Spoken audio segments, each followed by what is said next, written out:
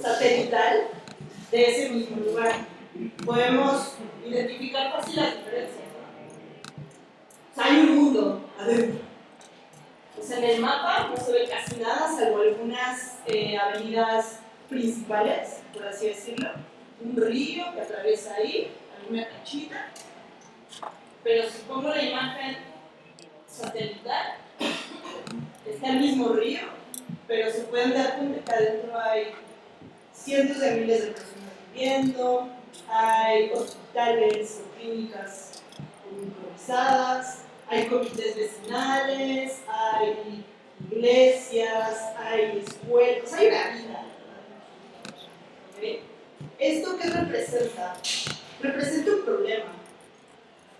Y entonces nosotros como organización, en Argentina, se nos acerca en 2014 otra organización aliada que es muy importante en este proyecto, que se llama ASIC. ASIC es la Asociación Civil por la Igualdad y la Justicia. Es una asociación de abogados principalmente, que hace mucho tema de litigio estratégico, precisamente en estos barrios, en estas villas. Ellos trabajaban mucho en territorio con estas personas y en 2014 se nos acercan a nosotros Wingu como un aliado tecnológico. ¿Para qué? Para tratar de presentar un proyecto o un financiador en el que les íbamos a ofrecer a estas personas que viven en las villas una herramienta para que pudieran denunciar la falta de servicios públicos, o sea, que no hay agua, que no hay luz, que esta coladera está mal, que esto no está pavimentado, a través de SMS, o sea, de mensajes de texto, para que la gente, los tomadores de decisión, pudieran hacer algo al respecto. Entonces, como proyecto pues, muy bonito, muy padre, el financiador dijo, pues sí, si tiene sentido. ¿Cómo sería? Ponerme ahí solo para buscar. Ya empezando el proyecto, llega como un golpe de realidad. ¿Por qué? Emisión directa. O sea, porque tratábamos ya de armar esta herramienta en conjunto con la comunidad. Se nos acaba de decir. O sea, nos dimos cuenta que el principal problema es que ni siquiera estaban mapeadas esos territorios. O sea, ¿cómo íbamos a crear una herramienta de mensajes de texto que geolocalizara un problema si en primer lugar ni siquiera estaba mapeado la zona? O sea, aunque yo dijera, bueno, aquí está mi reporte y se geolocaliza, pues ¿dónde se va a geolocalizar? En la mancha blanca, pues nunca van a llegar. Entonces, todo el proyecto, y gracias también a tener un financiador flexible, no nos quedó para siempre, el proyecto dio un vuelco. Dio un vuelco para priorizar en específico el mapeo, principalmente de las villas. O sea, como primera prioridad, mapear absolutamente todo lo que estaba dentro de ese barrio. Eso no lo podíamos hacer nosotros solos, ni así, que ya tenía trabajo en la comunidad, sino que se tenía que hacer en conjunto con la gente que vive ahí. Entonces, los principales aliados, por supuesto, fueron los líderes comunitarios y sobre todo las mujeres. O sea, las mujeres que son en estos lugares, las más pilas y las más activas, son las que se sumaron a este proyecto para recorrer con una herramienta de GPS en una mochila, que en conjunto con ellos, y principalmente carteros también, es una figura muy importante del cartero, para definir, oye, aquí hay un hospital, esta calle se llama así, esta es la intersección, y más o menos hacer un consenso para que la villa apareciera así. El primer mapa, si se dan cuenta, aparecía casi todo en blanco, esta es la misma canchita, el río, pero ahora ya tiene muchísimo más calles, puntos de contacto, etc. Esto tiene el objetivo de principalmente visibilizar a las personas que viven ahí. ¿Por qué? Porque son sujetos de derecho. Entonces, muchas veces, los tomadores de decisión o la gente que se encarga de canalizar las políticas públicas, digamos que si no están en un mapa, parece como un pretexto para mandar la política pública quizá de manera menos eficiente. O sea, si una ambulancia tenía que entrar a una villa que ni siquiera está mapeada, ¿cómo ibas a llegar? O sea, ¿dónde está el domicilio? ¿Cómo está la numeración? Entonces, a partir de eso, se crea el primer mapeo. El objetivo es visibilizar y hacer ruido. ¿Por qué? Porque la tecnología y las herramientas no alcanzan por sí solas, sino que tiene que haber todo un movimiento, sobre todo de comunicación. ¿Para qué? Para, por un lado, haya apropiación de este tipo de proyectos. Dos, que haya ruido, entonces los tomadores de decisión, que a fin de cuentas es el objetivo también de la tecnología cívica, o sea, que haya incidencia en políticas públicas, que haya cambio de leyes, que haya, por ejemplo, ustedes tuvieron todo un movimiento muy fuerte con lo del ICC y todo el tema de la corrupción, que realmente llegue como a algún punto.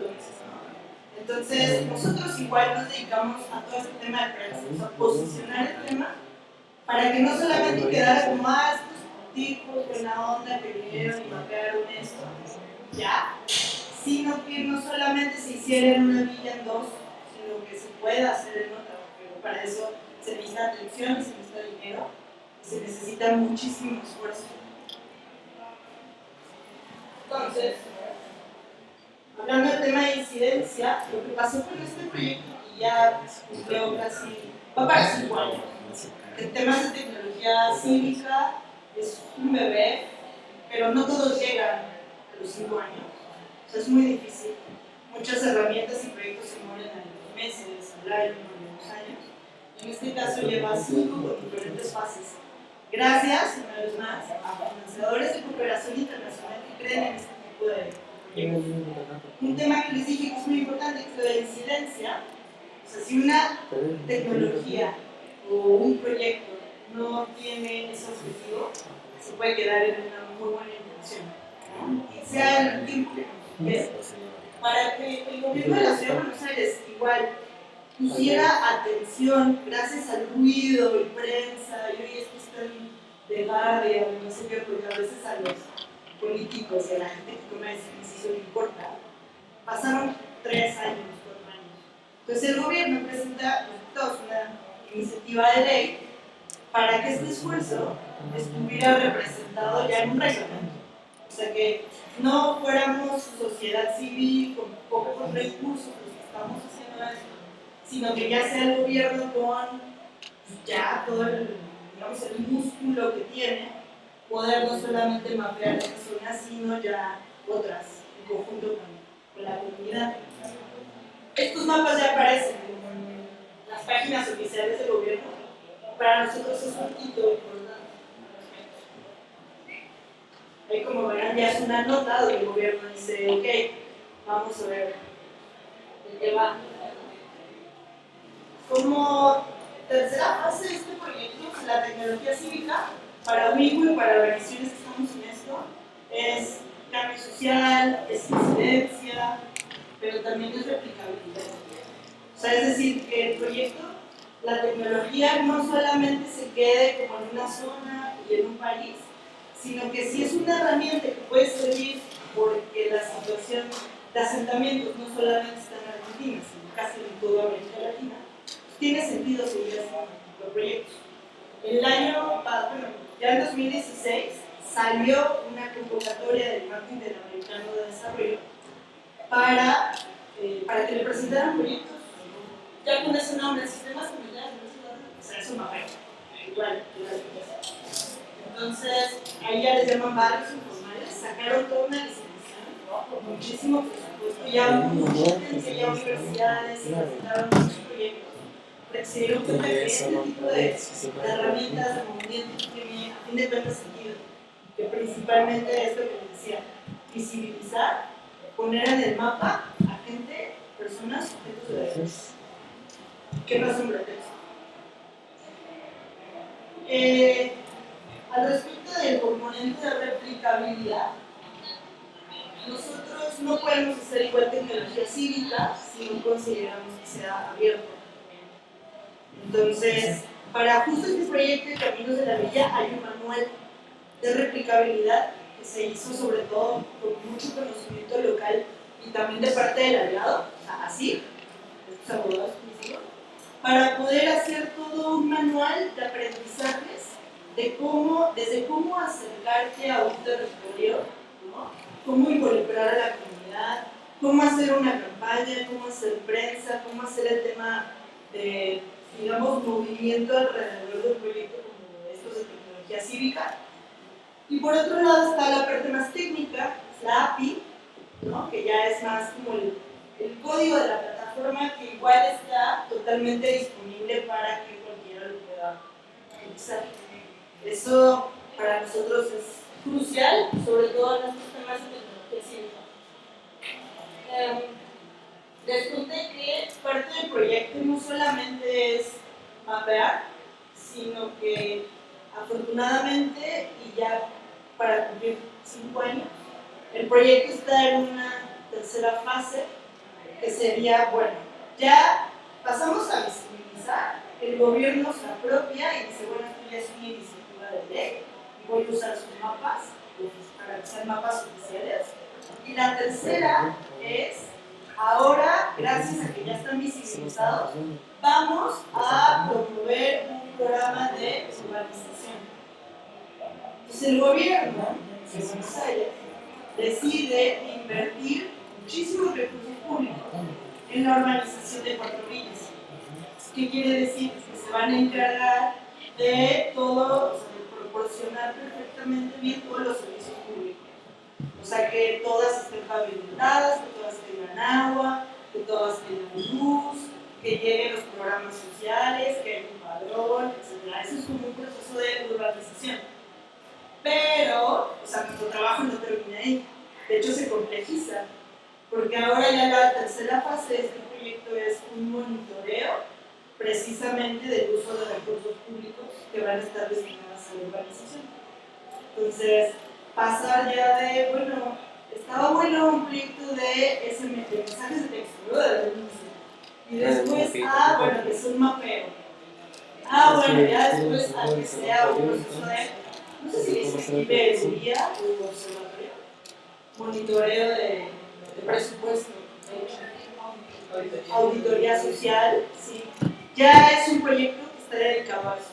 Es todavía más complejo, porque son los mismos vecinos de las villas quienes están haciendo ese monitoreo en juntas.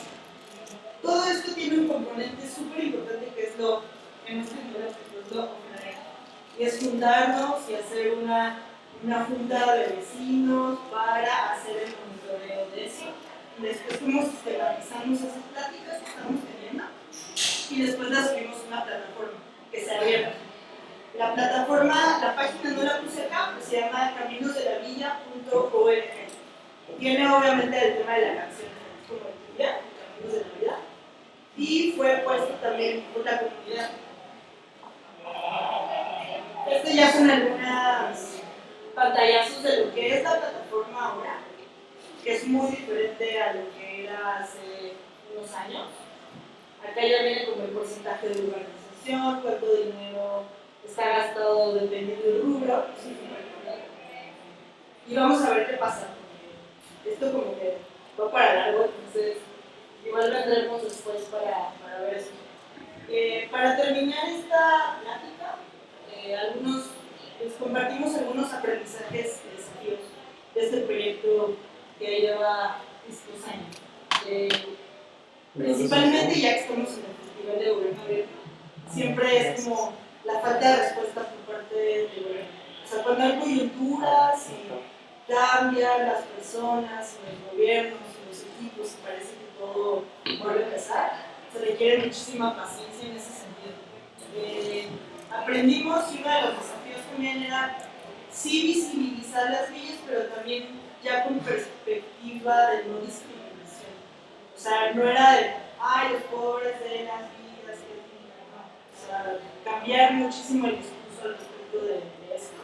Y el otro tiene que ver con la perspectiva de género. O sea, al momento de hacer un proyecto así, también nos dimos cuenta que muchas veces no se piensa mucho en las mujeres en realidad. De hecho, por ejemplo, algunas juntas que ya tienen que ver con el observatorio, las juntas de vecinos, se planeaban a las 7 de la noche, se alargaban hasta las 10:30. Y varias personas de así, de nuestro aliado, de nuestro proyecto, Se empezaron a dar cuenta que las mujeres llegaban a las juntas, pero se iban a las 8. Entonces ya el momento de la toma de decisiones solo había hombres. Y entonces, haciendo como un levantamiento de información, era, pues es que yo le toca de comer a mis hijos, me toca acostar, pues es la hora de la cena, pues yo me tengo que ir. Ustedes están poniendo estas juntas cuando no podemos estar. Entonces, todo este tipo de desafíos que vienen a incorporar perspectiva de género ha sido aprenderla a la mala. Bueno, no la mala, pero mejores. Aprendizajes que a mí me parecen de lo más importante es no iniciar el proyecto por la plataforma. Como así lo hicimos cuando vamos a presentar un proyecto para que denuncien que no hay servicios, es una herramienta, cuando el verdadero problema no era ese.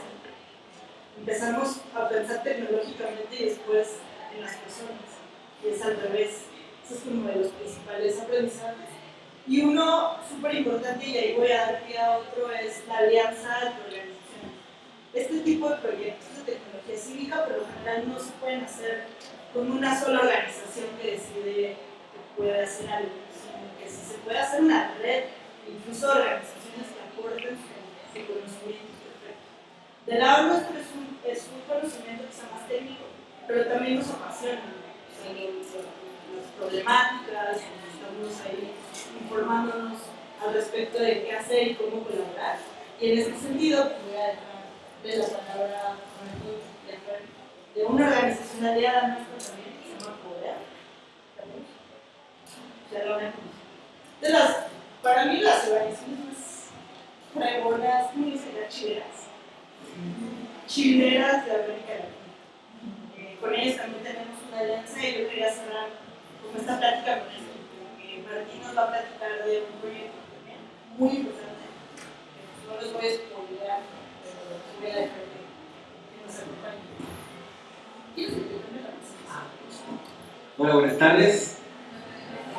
Yo soy Martín Cifrica, soy el coordinador de tecnología en Poder en México, aunque soy argentino. Y les voy a hablar de Torre de Control, que es un proyecto que llevamos ya hace 2 años. Empezó en un desarrollo tecnológico en alianza con Wingu.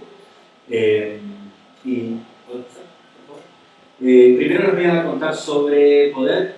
Poder es una ONG mexicana, pero con alcance regional, y nos interesa mucho trabajar el tema de derechos humanos y organizaciones. Derechos humanos y empresas. Tradicionalmente la rendición de cuentas sobre derechos humanos se hace directamente del Estado. El Estado es el garante de los derechos humanos. Sin embargo, nosotros consideramos que estamos en un contexto de captura del Estado. ¿Qué quiere decir captura del Estado? Que el Estado responde más bien a los intereses de las corporaciones y no tanto a los intereses de la gente. En ese contexto, nosotros preferimos hacer la rendición de cuentas de derechos humanos directamente hacia las empresas. Yo formo parte, dentro de Poder, del equipo de datos, periodismo y tecnología. Este equipo tiene un medio de comunicación, como Red de Cuentas, tiene una plataforma de análisis de contrataciones abiertas y de mapeo de poder, que se llama quinesquién.wiki, y además tenemos una plataforma de filtración segura mediante la cual las personas que tienen acceso a documentos privilegiados, que son evidencia de casos de corrupción, pueden acercárselos a periodistas, que se llaman México Leaks. Por favor. Volviendo a Torre de Control. Torre de Control se dio en varias etapas. La primera campaña se lanzó en febrero 2017 y empieza con el problema del comienzo de la construcción del nuevo aeropuerto de la Ciudad de México. El nuevo aeropuerto de la Ciudad de México es un proyecto que viene en planificación, en ideación hace como 20 años. Sin embargo, en 2012 empezó efectivamente la contratación pública para ese proyecto.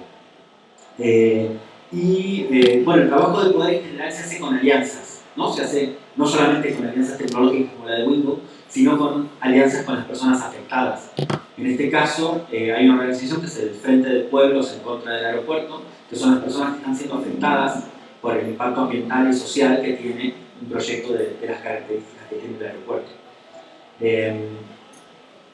Sí, por favor.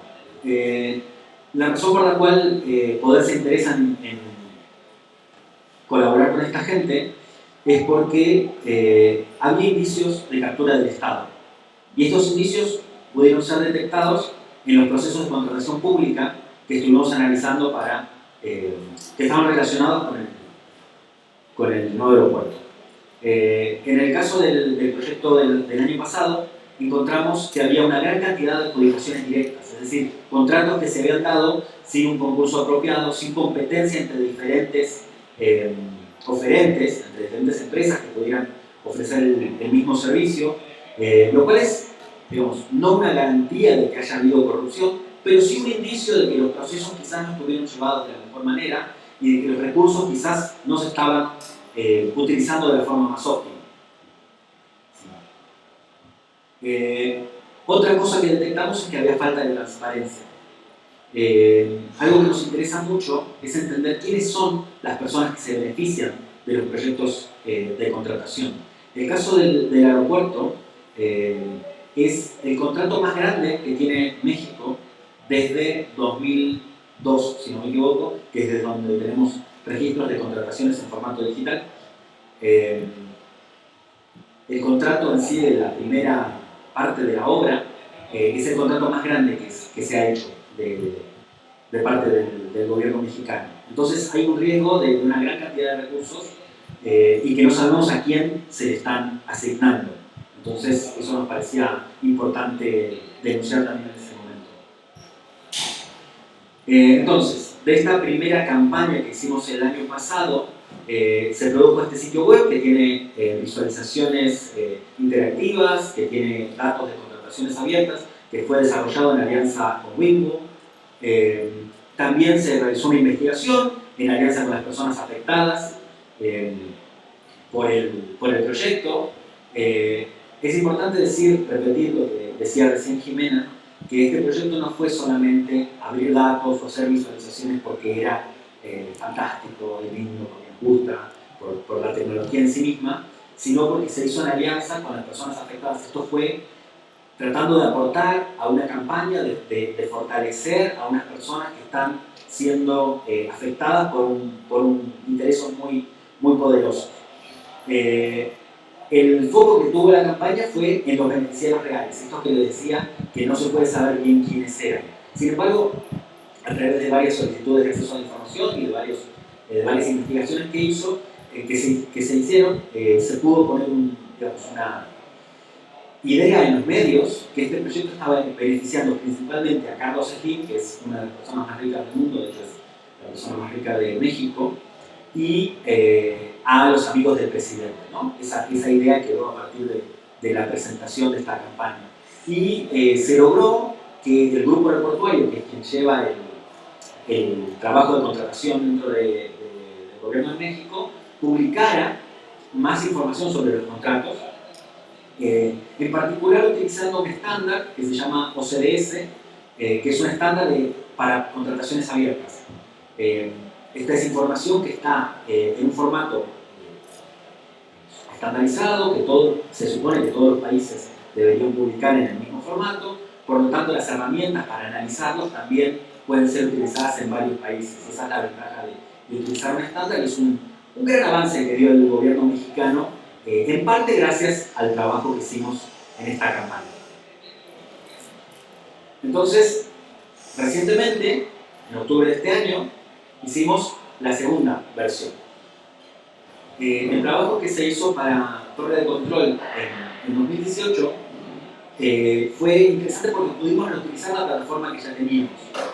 Pero esta vez el trabajo de tecnología se hizo internamente dentro del Poder, lo cual me parece que representa también un avance de parte de la organización y la ventaja de la posibilidad de utilizar las plataformas. ¿Sí? En este caso se hicieron otro tipo de análisis gracias a que había más información disponible, y se detectó que parte de la financiación del aeropuerto, en vez de ser por empresas privadas como se argumentaba, iba a ser por parte de los mismos usuarios del sistema. Es decir, que los mexicanos iban a ser los que estaban pagando el aeropuerto y que iban a ser algunos empresarios los que se enriquecían. No voy a entrar en detalles sobre el análisis, en el sitio está todo publicado y es muy interesante y muy profundo si les interesa la cuestión de la auditoría social de cuentas públicas.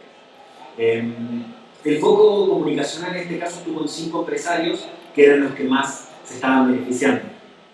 Sigue estando el mismo Carlos Slim que hablábamos en la campaña pasada, pero además se le suman otras empresas con sus importes y lo que pudimos lograr en este caso fue tener el nombre y apellido de cada uno de los beneficiarios.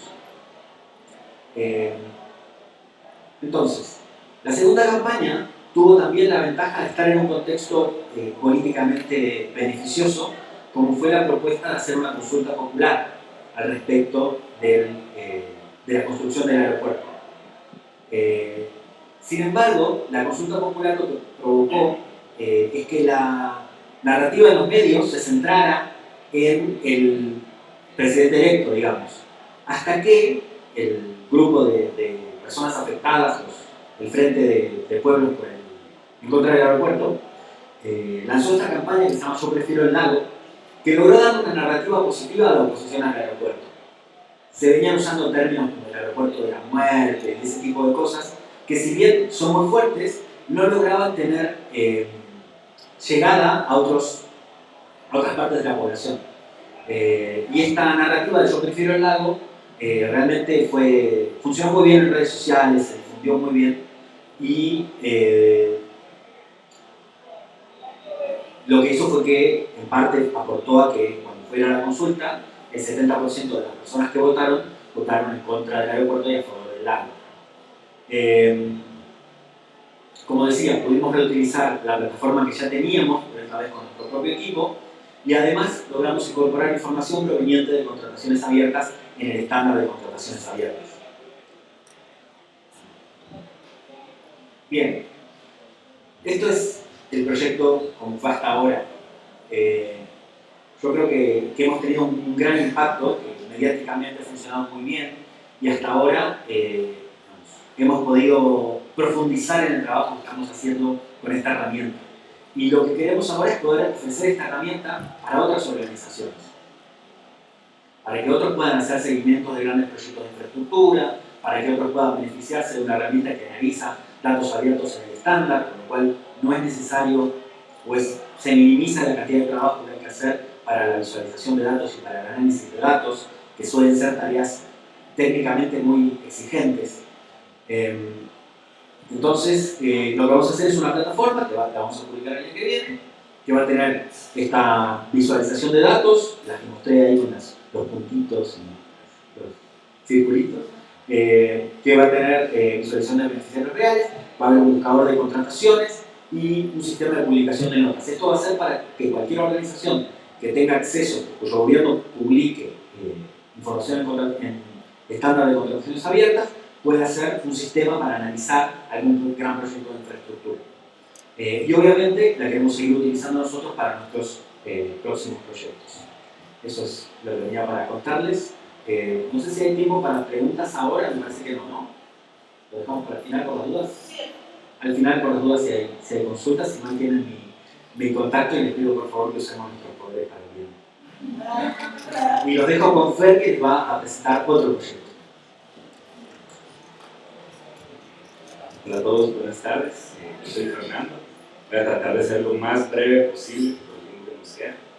Trabajo con Martín en Poder desde hace 6 meses. Antes trabajaba aquí en la universidad en Plaza Pública. Y el proyecto que les voy a presentar se llama Todos los Contratos. Este es un intento de hacer uso de todos estos datos que están abiertos en el estándar de Open Contracting para darle un valor agregado. Entonces, la idea es hacer un sistema de evaluación de banderas rojas, evaluar la calidad de los contratos que se han publicado, todos con México, y también la calidad de los procesos de contratación. Entonces, como siempre, el objetivo es detectar indicios de la captura del Estado, esto es muy importante, pero a través de la información publicada de contratos públicos.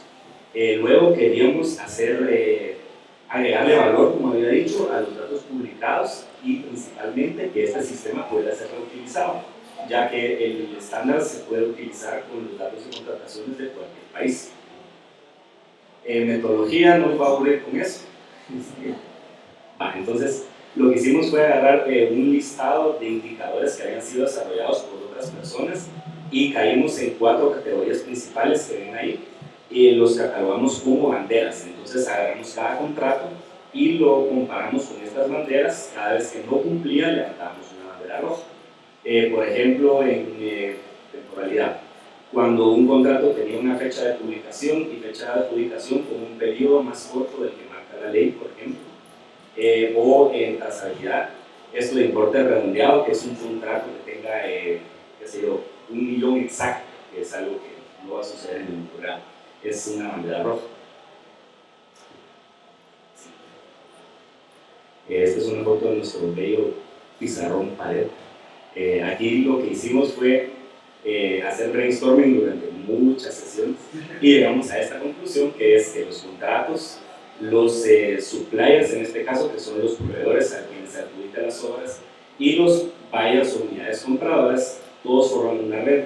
Esta red debe autoalimentarse con los resultados de las evaluaciones, es decir, pasamos un contrato por las banderas rojas, le asignamos una puntuación, pero esta puntuación debe influenciar tanto a la unidad compradora como a quien se le adjudica el contrato.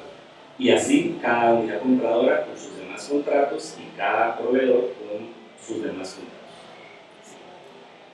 Los datos que utilizamos vienen de Compranet. Compranet publica en este URL un listado de Excel, un Excel por año. Esto no es el formato más conveniente. Hubo que hacer una transformación, tampoco lo voy a volver con eso, pero se transformó cada uno de estos contratos a un formato estándar, a Open Contracting, y luego se comparó con, ahí debería decirlos, con los datos que publica el gobierno de México ya en el formato. Entonces teníamos 2 datasets de los mismos contratos para poder comparar su calidad. Y aquí empiezan los resultados, la parte bonita. Entonces aquí tenemos por año y agrupados, segmentados por cada uno de los rangos de puntajes, todos los contratos que analizamos, en total eran más de 1,5 millones de contratos.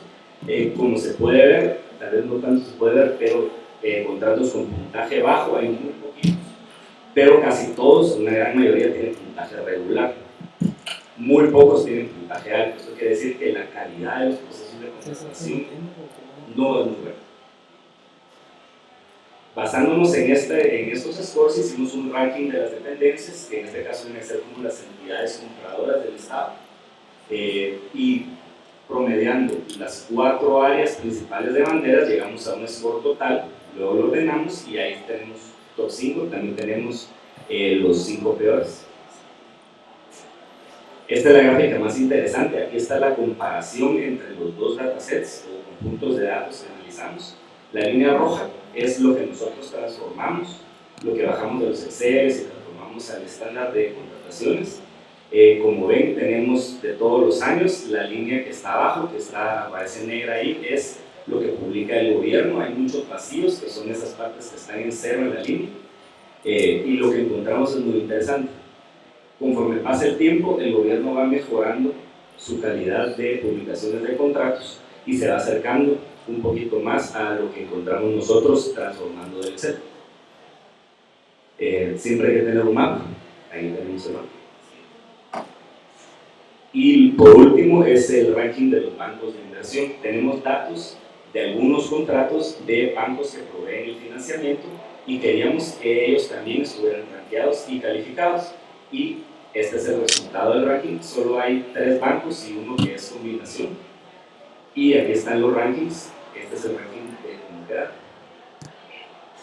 Bueno, entonces los siguientes pasos. Este es un proyecto que está en desarrollo todavía. La publicación va a ser ahorita a principios de 2019. Para ello vamos a tener que refinar y validar la metodología.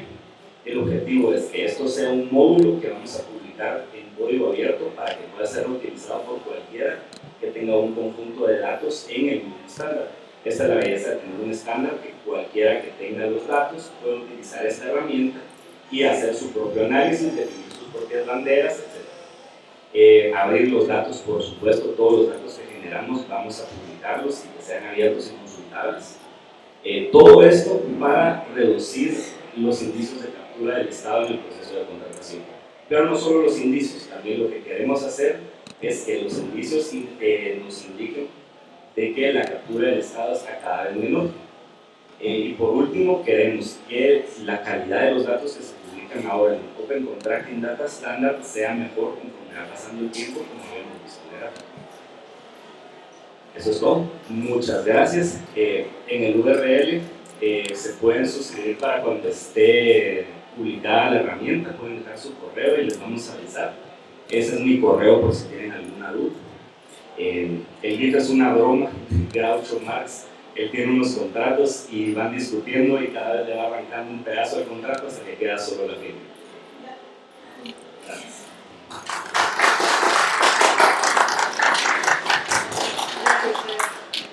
Pues no tenemos no sé si tienen algunas preguntas, igual vamos a estar los 2 días aquí, pero por acá hay preguntas.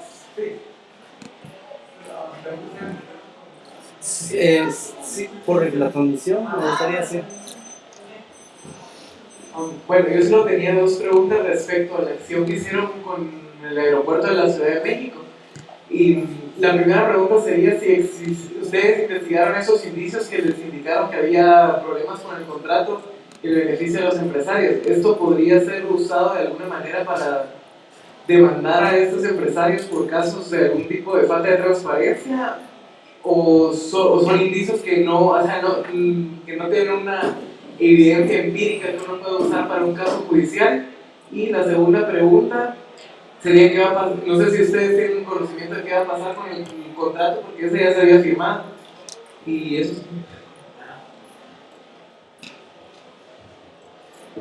Sí, bueno, en los casos de ambos proyectos, cuando hablamos un contrato utilizando los datos que están publicados, cuesta estar seguros de que eso implica una violación de algún código particular.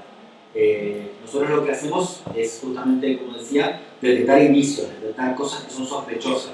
Luego sí, en algunos casos se pueden disparar investigaciones más profundas. No es el trabajo que hacemos nosotros con respecto a perseguir empresarios en la justicia, eso le corresponde a otras organizaciones, pero en algunos casos sí es posible que hayan cometido delitos. Con respecto a las contrataciones efectuadas en el aeropuerto, lo único que puedo contarte es las declaraciones que hizo el presidente electo, que dijo que se iban a respetar los contratos que ya están firmados, pero también ya hace varios meses que se han detenido las contrataciones nuevas, con lo cual no sigue avanzando el proyecto y el presidente electo ha dicho que lo va a cancelar el proyecto. No puedo asegurarte mucho más al respecto porque todavía ni siquiera asumió como presidente, con lo cual todas estas cosas todavía no se han materializado. ¿Sí? ¿Alberto?